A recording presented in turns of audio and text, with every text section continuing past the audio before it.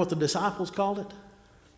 They called it in verse 8, they called it a waste. Mary, why did you waste that? But Jesus calls it a good work that she had done.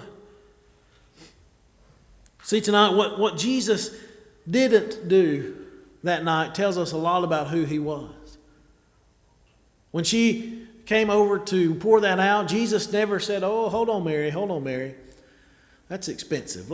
Don't waste that. Don't pour." Why did he not stop Mary? Because he was worthy. He was worthy of that worship. It could have been, no amount would have been wasted worshiping Jesus.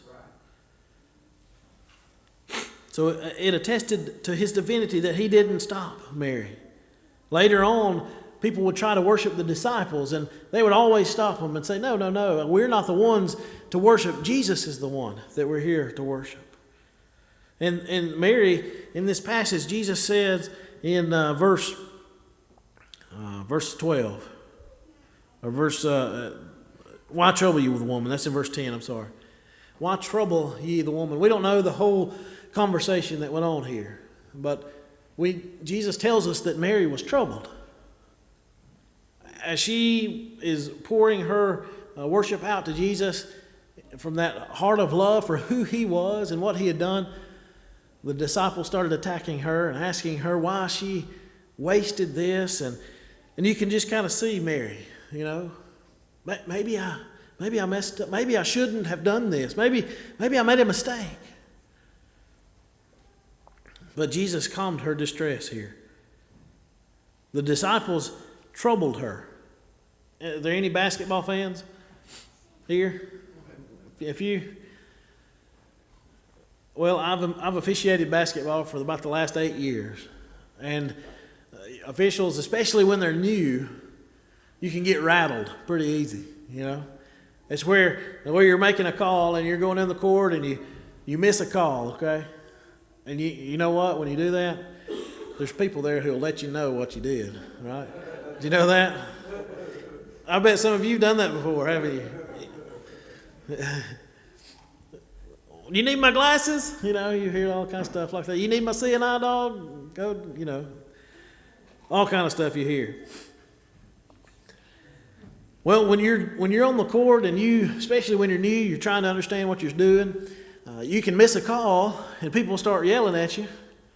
Then you go down the court and you're thinking about, hey, I probably did miss that. And then while you're thinking about that, something else happens. And before you know it, the crowd is screaming at you, And it's like you don't know where to turn, and you're what they call rattled. I think that's kind of where Mary is right here. She's sort of rattled. She's troubled, the Bible says. In this time, when Mary was troubled, where was Jesus? When she was wondering, hey, maybe these disciples are right. Maybe I've made a mistake. Where was Jesus during that time? He was right there with her. There's times in our lives when we're rattled. We're troubled by things that happen, and we don't know which way to turn. But you know who's there that whole time? Jesus is right there with you. And Mary was calmed by Jesus because he said, why trouble you the woman? She's wrought a good work on me.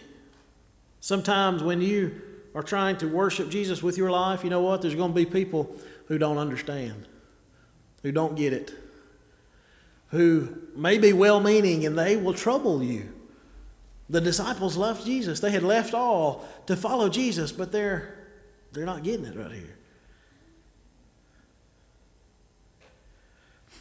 And Jesus corrected their thinking. He said in verse 11, you have the poor always with you, but me you have not always. In other words, guys, you'll have time later to attend to your agenda. But Mary has chosen the most important thing in worshiping him. You know what? The opportunities that we have today,